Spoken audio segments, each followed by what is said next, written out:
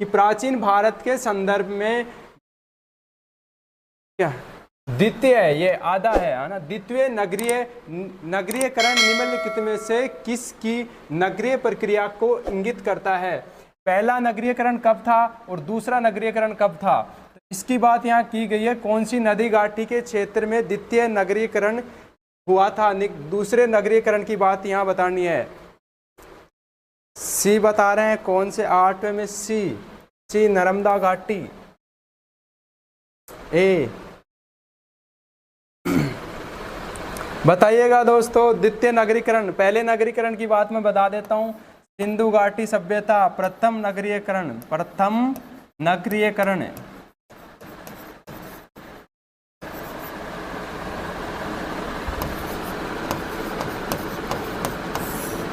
अब हमें बताना द्वितीय नगरीकरण। तो द्वितीय नगरीकरण की बात करें तो वह है गंगा घाटी में, गंगा के आसपास के क्षेत्र में आर्य जब आके बसे, बहुत दिनों के बाद जब रहने लगे उत्तर वैदिक काल के आसपास, तो ये यहाँ नगरीय क्रांति हुई और दूसरी नगरीय क्रांति कहते हैं इसको। ये गंगा घाटी के आसपास बसे।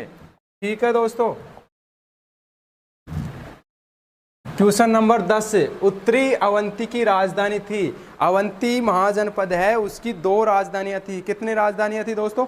2 राजधानियां। उन 2 राजधानियों में से उत्तरी जो अवंती थी, अवंती 2 भागों में बटा हुआ था, उत्तरी अवंती और दक्षिणी अवंती।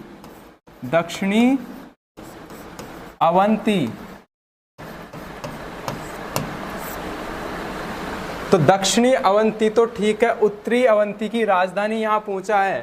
तो उत्तरी अवंती की राजधानी क्वेश्चन नंबर 10 बी बता रहे हैं, सी भी बता रहे हैं। बी बताओ दोस्तों, फटाफट कमेंट करके बी, सी, बी। कंफ्यूजन हो रहा है यहाँ, कंफ्यूजन मिटाओ। कैसे? इंद्रप्रस्थ किसकी राजधानी है? इंद्रप्रस्थ कुरुक्षेत्र की राजधानी है दोस्तों। कहाँ की? कुरुक्षेत्र की। विराटनगर आपके मत्स्य महाजनपद की राजधानी है विराटनगर। ये बच गई 2, ए और सी। महिष्मती और उज्जैनी, उत्तरी से ऊ को ऊ से मिला के अपन निकाल लेते हैं उज्जैनी। और उज्जैनी कहाँ है? उज्जैनी किसकी राजधानी है? तो बोले उत्तरी अवंती की राजधानी है उज्जैनी, और दूसरी दक्षिणी अवंती की राजधानी थी महिष्मती। तो इसको याद रखने का तरीका दोस्तों, ये एक बेटर ट्रिक हो सकती है कि उत्तरी ऊ से अपन उज्जैन के ऊ को मिला लें, और ये उत्तरी अवंती या अवंती जो महाजनपद था, ये था अपने राजस्थान के दक्षिण मतलब मालवा के आसपास का क्षेत्र था। ठीक है दोस्तों, समझ में आ गया होगा।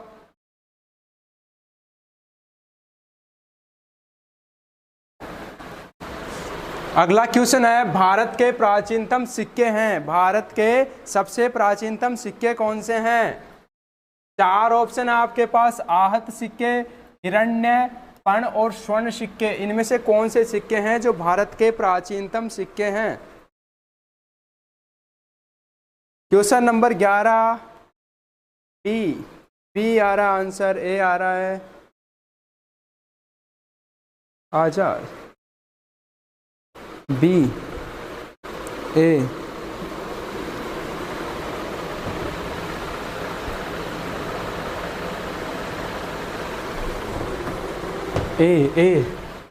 ठीक है दोस्तों, जो बी वाले हैं वो सुन लो और सी वाले भी सुन लो। ठीक है, प्राचीन भारत के सिक्के हैं आहत सिक्के, जिन्हें पंचमार्क भी कहा जाता है। क्या?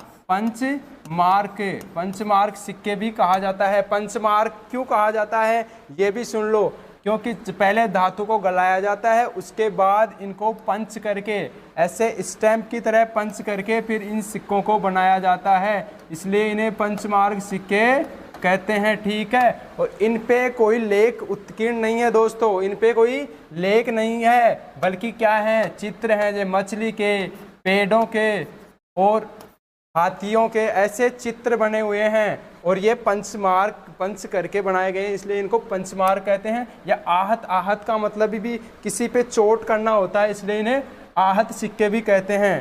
ठीक है दोस्तों, समझ में आ गया होगा। चलते हैं अगले क्वेश्चन की ओर। अगला क्वेश्चन है, मल्ल महाजनपद की राजधानी थी। मल्ल महाजनपद 16 महाजनपदों में एक जनपद, और जो बहुत ही इंपॉर्टेंट, आगे के टॉपिक में भी इसका नाम आएगा बार बार, कि बौद्ध धर्म में और जैन धर्म में दोनों ये क्या इससे संबंधित थे। तो ये कौन सा जनपद? मल्ल महाजनपद। कौन सा जनपद? मल्ल महाजनपद की राजधानी क्या थी दोस्तों? क्वेश्चन नंबर 12 ए सी भी आ रहा है, सी। ठीक है। क्या है? तो कुशीनगर और पावा ये संयुक्त रूप से राजधानी थी क्या? किसकी? मल्ल महाजनपद की। तो मल्ल चंपा की यहाँ राजधानी हो चुकी है, वाराणसी हो गया, काशी की, कौशाम्बी की राजधानी हो चुकी है। ठीक है दोस्तों, चलते हैं अगले क्वेश्चन की।